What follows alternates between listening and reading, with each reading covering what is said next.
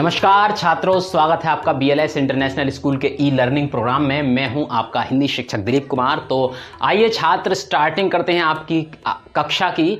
आज की कक्षा में आज हम बहुत ही रोमांचक और बहुत ही अच्छा टॉपिक पढ़ने वाले हैं। आज हम हिंदी न तो व्याकरण पढ़ेंगे और ना ही हिंदी लिटरेचर। आज हम पढ़ेंगे रचनात्मक। हिंदी का जो रचनात्मक खंड होता है उसमें हम अपने खुद के अंदर की रचनात्मकता को बाहर लाकर दिखाते हैं। हमारी भाषाई रचनात्मकता को बाहर लाने के लिए जो मुख्य रूप से 5 टॉपिक आपको इस बार परीक्षा में दिए जा रहे हैं, उन्हीं में से ये एक है और इसका नाम है पत्र लेखन। तो छात्रों, हम बात करेंगे आज पत्र लेखन की। तो आइए सबसे पहले बात करते हैं पत्र की। पत्र क्या है? आप जानते ही हैं कि अपने संदेशों को किसी दूर के व्यक्ति तक भेजने के लिए पुराने समय में चिट्ठी, पत्र का प्रयोग किया जाता था। चिट्ठी या पत्र, और पत्र को भेजने का तरीका होता था एक किसी व्यक्ति को भेजना। प्राचीन काल में, बहुत पुराने समय में अगर हम जाकर देखें तो राजाओं महाराजाओं के जमाने में दूत हुआ करते थे। वे दूत पत्र को लेकर, राजा के पत्र को लेकर दूसरे राजा के पास जाते थे और वह दूत पत्र को पढ़कर सुनाते थे, यानी कि संदेश को सुनाते थे। बाद में प्रचलन ये भी रहा एक बार कि कबूतर के गले में पत्र को बांधकर भेजा जाता था, और कबूतर जो कि पूरे तरह से ट्रेंड हुआ करता था और वो पत्र को भेजता था। जब ये डेवलप हुआ तब डाकिये पत्र को भेजने लगे, हमारी बातों को, संदेश को पत्र के माध्यम से वे भेजने लगे। और अब पत्र के अत्याधुनिक तरीके आ चुके हैं। अब ई पत्र आ चुके हैं, यानी कि ईमेल। हम व्हाट्सएप के माध्यम से, गूगल के माध्यम से, याहू मेल के माध्यम से और भी बहुत सारे माध्यमों से हम अपने संदेश दूसरों तक पहुंचा सकते हैं। और लिखित संदेशों के अलावा हम अपने वॉइस मेल और वीडियो संदेश भी भेज सकते हैं। लेकिन पत्र बहुत ही प्रासंगिक होते हैं। पत्र का स्थान कभी कोई ईमेल नहीं ले सकता।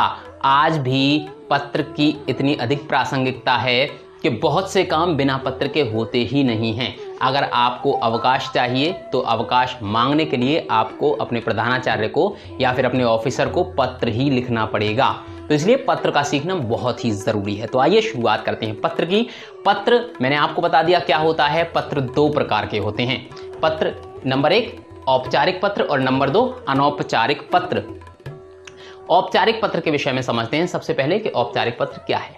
औपचारिक पत्र वो पत्र होता है जो हम सिर्फ औपचारिकताएं निभाने के लिए किसी अधिकारी को लिखते हैं या प्रधानाचार्य को लिखते हैं या किसी कार्यालय में लिखते हैं। इसको हम कार्यालयी पत्र भी कहते हैं।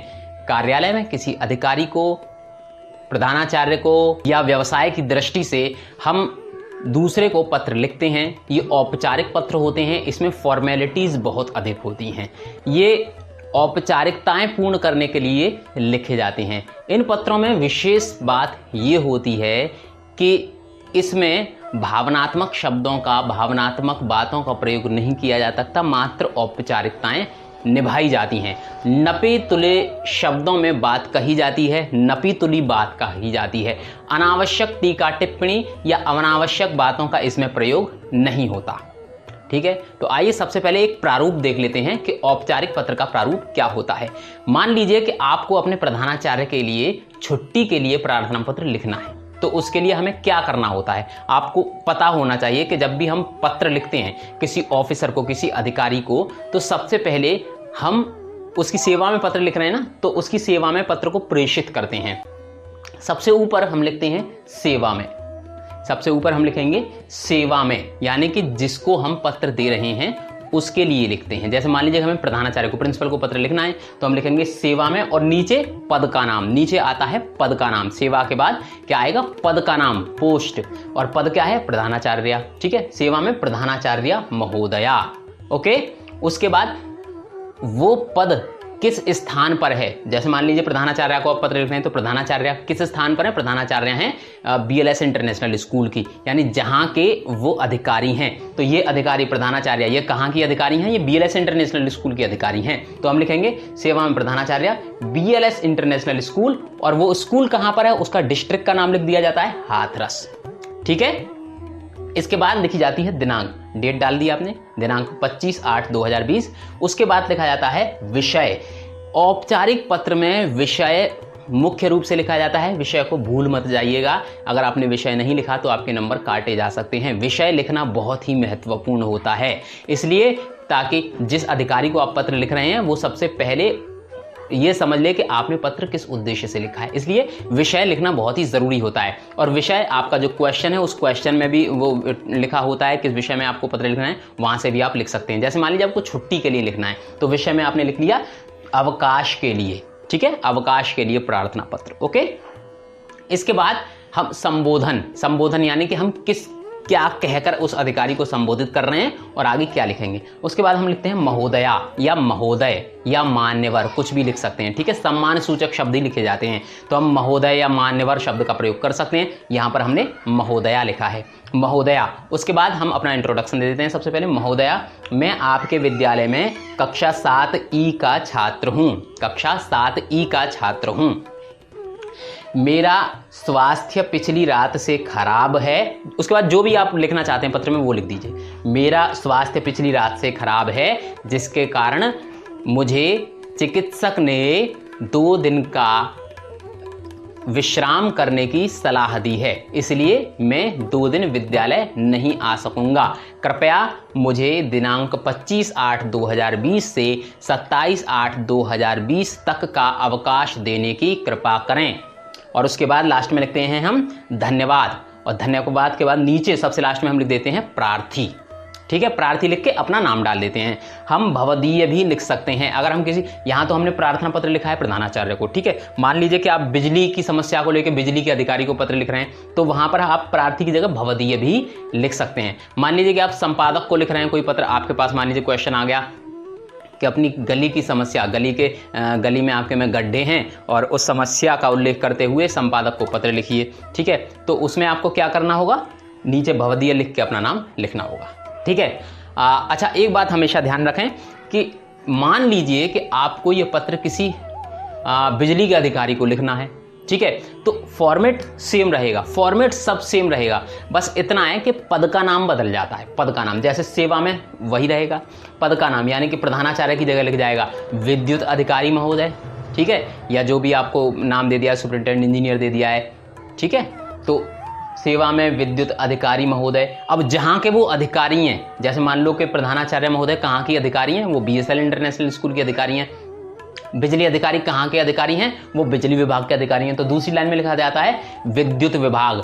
अब किस जनपद में है वो विभाग, जैसे कि BLS international school Hathras district में है, ऐसे ही वो विभाग किस जनपद में है, मान लीजिए कि बिजली विभाग जो है वह हाथरस जनपद में, तो आप नीचे लिख देंगे हाथरस, ठीक है। उसके बाद डेट और विषय, मान लीजिए बिजली कटौती की समस्या है तो आपने लिख दिया विषय में कि बिजली कटौती की समस्या के समाधान हेतु पत्र, ठीक है, तो बिजली कटौती की समस्या आपने लिख दी। उसके बाद नीचे लिखेंगे महोदय और फिर पूरी अपनी समस्या कि मेरा नाम दिलीप कुमार है और मैं हाथरस के फलां स्थान का रहने वाला हूं। मेरे क्षेत्र में पिछले काफ़ी समय से बिजली की कटौती है और कटौती इतनी अधिक है कि मेरी परीक्षाएं निकट हैं और मैं परीक्षाओं की तैयारियां नहीं कर पा रहा हूं। आपसे निवेदन है कि जल्दी से जल्दी बिजली कटौती की समस्या का समाधान करने की कृपा करें। और नीचे धन्यवाद लिख के उसके बाद लिखेंगे भवदीय और अपना नाम, बस, ठीक है। ये होता है औपचारिक पत्र में, इसके अलावा और कुछ नहीं होता, ठीक है। केवल हमें पद का नाम बदलना होता है और जहां का वो पद है उसका नाम बदलना होता है, ठीक है। आपको इसके एग्जाम्पल, इस पत्र के कुछ एग्जाम्पल आपको अपनी व्याकरण की बुक में मिल जाएंगे, उन्हें आप एक बार जरूर देखें, ठीक है। आगे बढ़ते हैं, अब हम बात करेंगे अनौपचारिक पत्र की। तो छात्रों, अनौपचारिक पत्र क्या है? अनौपचारिक पत्र किसी अधिकारी को नहीं लिखे जाते, बल्कि अनौपचारिक पत्र अपने रिश्तेदारों को, सगे संबंधियों को, मित्रों को आदि को लिखे जाते हैं। और इसमें औपचारिकताएं नहीं निभाई जाती, बल्कि इसमें भावनात्मक बातें की जाती हैं, ठीक है। इसमें अनावश्यक बातें भी की जा सकती हैं। अनावश्यक से मतलब है कि हम राजी खुशी एक दूसरे की पूछ सकते हैं, हम एक दूसरे की कुशलता पूछ सकते हैं, लेकिन हम औपचारिक पत्र में अधिकारी की कुशलता नहीं पूछ सकते थे कि आप कैसे हैं, लेकिन यहाँ पर हम कुशलता पूछ सकते हैं। तो औपचारिक पत्र में औपचारिकता निभाई जाती है, जबकि अनौपचारिक पत्र में उतनी औपचारिकताएं नहीं निभाई जाती। लेकिन फॉर्मेट इसका भी एक है, उस फॉर्मेट के अनुसार ही आपको करना पड़ेगा, उसी फॉर्मेट से आप चलेंगे। ठीक है, तो अनौपचारिक पत्र मैंने आपको बताया सगे संबंधियों को लिखा जाता है, रिश्तेदारों को लिखा जाता है, अपने परिवार के लोगों को लिखा जाता है, अपने मित्रों को लिखा जाता है। ठीक है, आइए कैसा है उसका फॉर्मेट वो देख लेते हैं।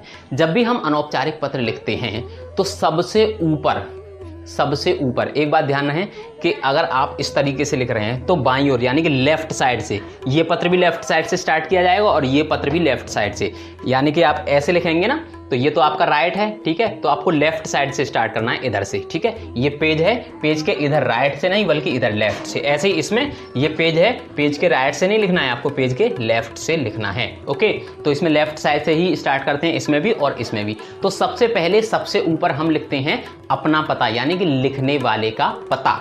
अगर मैं पत्र लिख रहा हूं तो मैं अपना पता लिखूंगा, अगर आप पत्र लिख रहे हैं तो आप अपना पता लिखेंगे। लिखने वाले का, लेखक का पता लिखा जाता है। जैसे मान लीजिए कि लिखने वाला है मधुबन कॉलोनी हाथरस का रहने वाला।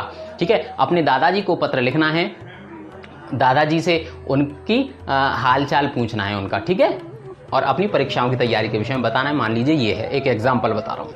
तो आपने क्या लिखा, मधुबन कॉलोनी हाथरस, अपना पता, उसके बाद दिनांक 25/8/2020, उसके बाद संबोधन और अभिवादन। ठीक है, हम सबसे पहले तो दादाजी को प्रणाम करेंगे। ठीक है, आदरणीय दादाजी, नेक्स्ट लाइन में कॉमा लगाकर नेक्स्ट लाइन में सादर प्रणाम। अगर मान लीजिए पिताजी को लिख रहे होते तो आदरणीय पिताजी, सादर प्रणाम। हम सादर चरण स्पर्श भी लिख सकते हैं, जैसी हमारी सुविधा हो, जैसा हम अपने उनको बड़े को जैसा सम्मान देते हैं उसी के अनुसार हम लिखते हैं। ठीक है, अगर हमारा छोटा भाई है तो हम लिखते हैं प्रिय भाई नमस्कार। ठीक है, अगर मित्र है तो प्रिय मित्र नमस्कार। अगर बड़ा भाई है, आदरणीय बड़े भैया सादर प्रणाम। ठीक है, तो जैसा हम जिसको सम्मान देते हैं वैसे ही शब्दों का प्रयोग करते हैं। ये दो चीज़ें बहुत ही महत्वपूर्ण हैं, इनको ज़रूर ध्यान रखिएगा कि इसमें कोई गलती ना हो जाए। ओके, आदरणीय दादाजी सादर प्रणाम। उसके बाद हम अगली लाइन से लिखते हैं, हम लोग यहाँ कुशल पूर्वक हैं, आशा है कि आप सभी कुशल होंगे, आप भी सकुशल होंगे। ठीक है, तो सबसे पहले हमने अपनी कुशलता के विषय में बता दिया, अब ईश्वर से हमने कामना कर दी और उम्मीद जता दी कि आप भी ठीक ठाक होंगे। फिर आगे हम अपना जो कुछ भी लिखना चाहते हैं, जो भी हमारा सब्जेक्ट मैटर है, विषय वस्तु है, वो हम सब कुछ लिख देंगे। आप भी सकुशल होंगे, मुझे सूचना मिली थी कि दादी जी की तबीयत ठीक नहीं है, पत्र लिखकर ज़रूर बताइएगा कि अब दादी जी की तबीयत कैसी है। मैं कहना चाहता हूं कि दादी जी का आप विशेष रूप से ख्याल रखें, और दादाजी मेरी परीक्षाएं निकट आने वाली हैं जिसके लिए मैंने तैयारियां करना शुरू कर दिया है। मैं दिन में रोज़ाना 4 घंटे के स्थान पर अब 6 घंटे पढ़ता हूं, और मैं आपको विश्वास दिलाता हूं कि इस बार स्कूल में सबसे अधिक नंबर लेकर आऊँगा और अपने परिवार का नाम रोशन करूँगा। आपसे आशीर्वाद की अपेक्षा करता हूं। ठीक है, और उसके बाद लास्ट में क्या लिखेंगे, आपका प्रिय पोता, मान लीजिए मनोज नाम है तो लिख दिया मनोज, दिलीप कुमार नाम है तो लिख दिया दिलीप कुमार, या जो भी नाम है। ठीक है, आपका प्रिय पोता ये। ठीक है, पिताजी को लिख रहे हैं तो आपका प्रिय पुत्र, माताजी को लिख रहे हैं तो आपका प्रिय पुत्र। ठीक है, तो जो भी आप इनके जिसको आप पत्र लिख रहे हैं उनके आप जो भी लगते हैं वहाँ वो लिख के लाइन और नीचे अपना नाम लिख देते हैं। ठीक है, ये औपचारिकता इसकी होती है। तो ये फॉर्मेलिटीज़ पूरी करना बहुत ही ज़रूरी होता है। फॉर्मेट का विशेष ध्यान रखें, फॉर्मेट का उल्लंघन नहीं होना चाहिए। ठीक है, एक और महत्वपूर्ण बात जो ज़्यादातर बच्चे गलती करते हैं, ज़्यादातर बच्चे क्या गलती करते हैं कि अनौपचारिक पत्र में विषय लिख देते हैं। मैंने पिछली परीक्षाओं में देखा था बच्चों ने ये गलतियां की थी, ये गलतियां नहीं कीजिएगा। अनौपचारिक पत्र में कभी भी विषय नहीं लिखा जाता, विषय सिर्फ औपचारिक पत्र में लिखा जाता है। ठीक है, दूसरी बात, दोनों अनौपचारिक पत्र में कभी सेवा में नहीं लिखा जाता, सेवा में सिर्फ इसमें लिखा जाता है, औपचारिक पत्र में। ठीक है, तो कुछ नियम हैं, उनका आपको पालन करना होगा। मैं आपको इसके नोट्स भेज दूंगा, उन नोट्स को आप ध्यानपूर्वक पढ़िएगा, अपनी नोटबुक में लिखिएगा। साथ ही आपकी जो व्याकरण की जो बुक है उसमें कुछ एग्जाम्पल दिए हुए हैं पत्रों के। ठीक है, आप उन एग्जाम्पल्स को ध्यानपूर्वक पढ़िएगा, और उसके बाद जो 2 पत्र मैं आपको गृह कार्य में भेज रहा हूं उन 2 पत्रों को आप लिखिएगा और देखिएगा मिलाकर बुक से कि आपने कोई गलती तो नहीं की है। अगर आपको मेरी मदद की आवश्यकता पड़े तो आप मुझे कॉल करके या मैसेज करके मुझसे मदद मांग सकते हैं। ठीक है, आज की वीडियो में सिर्फ इतना ही। अगली वीडियो में चर्चा करेंगे किसी नए टॉपिक के बारे में। फिलहाल दीजिए इजाजत, नमस्कार।